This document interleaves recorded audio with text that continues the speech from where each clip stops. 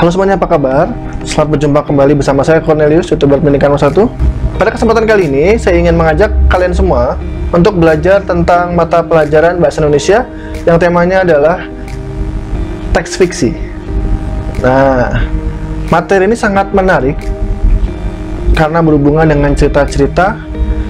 Oleh sebab itu, kalian harus menyaksikan video ini sampai akhir. Mari kita saksikan videonya.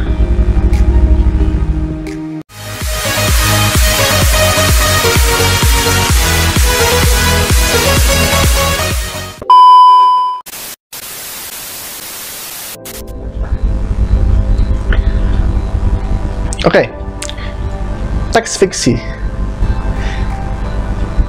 Apa itu teks fiksi? Nah, barangkali ada di antara kalian yang sudah pernah mendengar tentang teks fiksi. Teks fiksi itu adalah teks yang berisi rekaan atau khayalan yang tidak berdasarkan kenyataan. Nah, di sini cerita rakyat termasuk salah satu jenis teks fiksi. Jika kita bicara tentang cerita rakyat, tentunya akan ada yang namanya tokoh. Apa itu tokoh? Tokoh adalah pelaku cerita atau sesuatu yang mengalami peristiwa di dalam suatu cerita. Namun, tokoh dalam sebuah cerita tidak selalu berwujud manusia. Ingat, tokoh dalam cerita tidak selalu berwujud manusia. Tokoh dalam cerita juga dapat berwujud hewan, tumbuhan, ataupun benda lainnya. Kehadiran tokoh tersebut cukup penting dalam sebuah teks fiksi, karena akan membuat cerita menjadi berjalan dengan baik dan semakin menarik.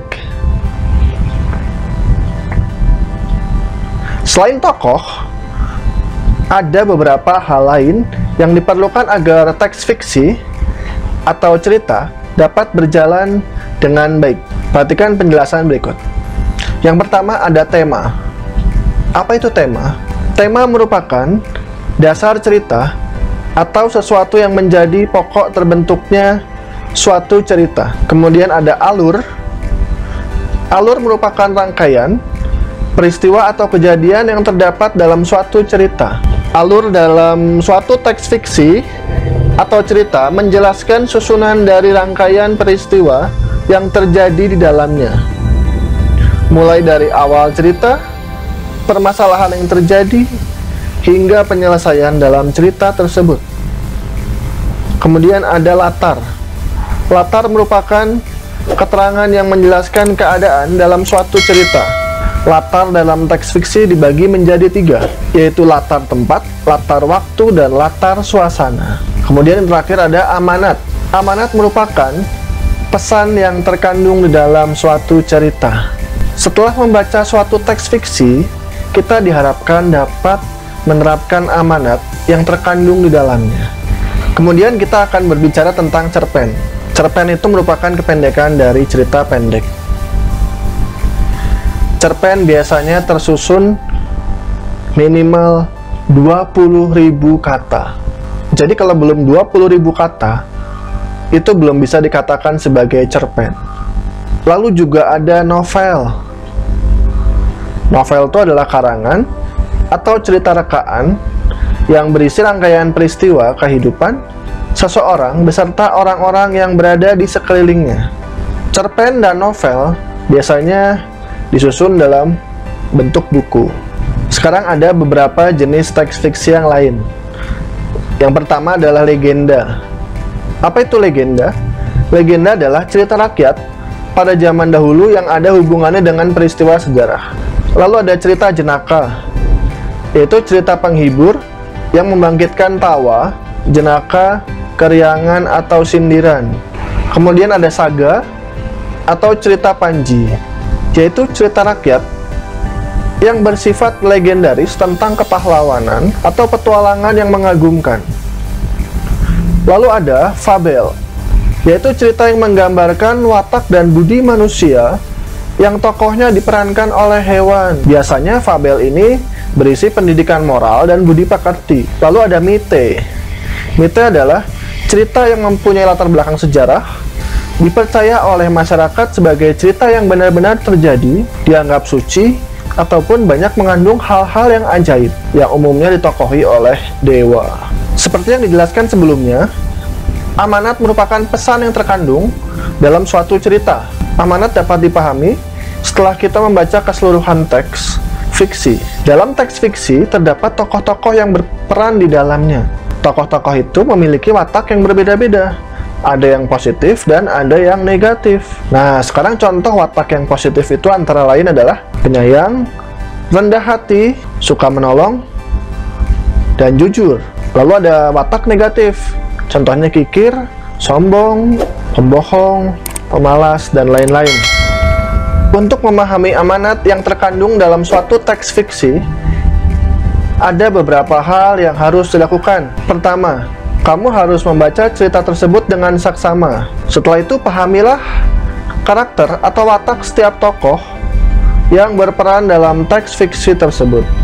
Watak tokoh dapat kamu ketahui melalui beberapa hal, di antaranya melalui penjelasan pengarang cerita atau yang tertera dalam cerita, penjelasan tokoh lain, dan konflik atau permasalahan yang terjadi dalam suatu teks fiksi. Setelah mengetahui watak tokoh tersebut, kamu dapat menentukan dan memahami amanat yang terkandung dalam teks fiksi tersebut. Kemudian kita akan berbicara tentang tokoh. Berdasarkan peran atau fungsinya dalam cerita, tokoh dibedakan menjadi tokoh utama dan tokoh tambahan. Tokoh utama disebut juga sebagai tokoh sentral. Tokoh utama ini memiliki peran yang sangat penting dalam jalannya cerita pada teks fiksi. Tokoh utama merupakan tokoh yang menjadi pelaku utama atau tokoh yang mengalami semua peristiwa dalam cerita. Tokoh utama biasanya akan muncul mulai dari awal, tengah cerita, hingga akhir cerita. Selain itu, tokoh utama tidak selalu berwatak positif atau baik. Tokoh utama juga dapat berwatak negatif atau tidak baik.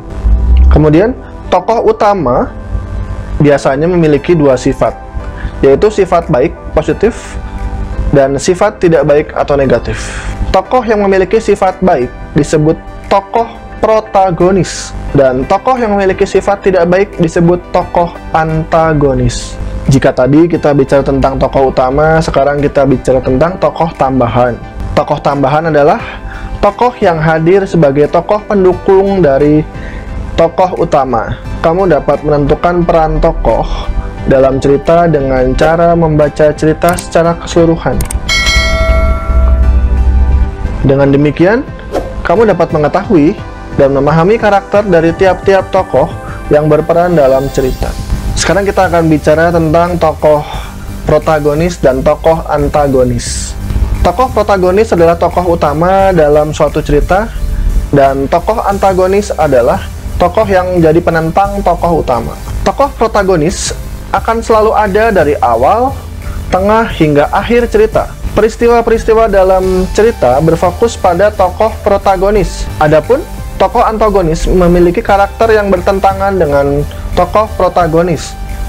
Tokoh antagonis disebut juga tokoh lawan protagonis.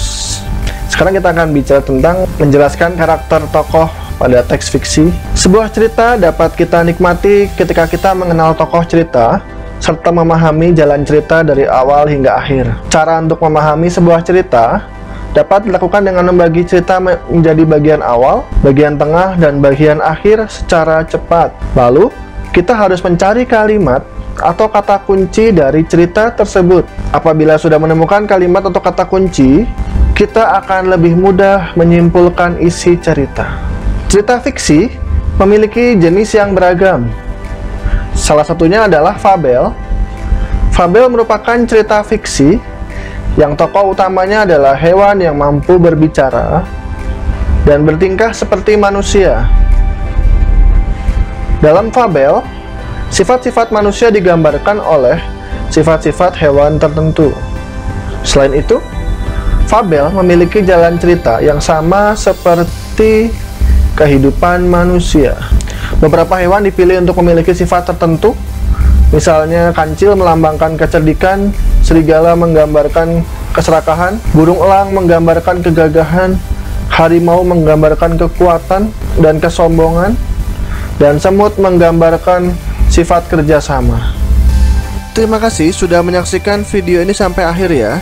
Semoga dapat membantu kalian dalam memahami dan mengerti materi bahasa Indonesia ini. Jangan lupa untuk subscribe, like, dan share video ini ya, agar semua teman-teman kalian dimanapun mereka berada dapat juga belajar tentang materi ini. Kita akan berjumpa kembali pada materi video pembelajaran berikutnya yang akan membahas materi bahasa Indonesia pada topik-topik yang lain. Tetap jaga kesehatan, tetap rajin belajar, dan sampai jumpa pada video berikutnya.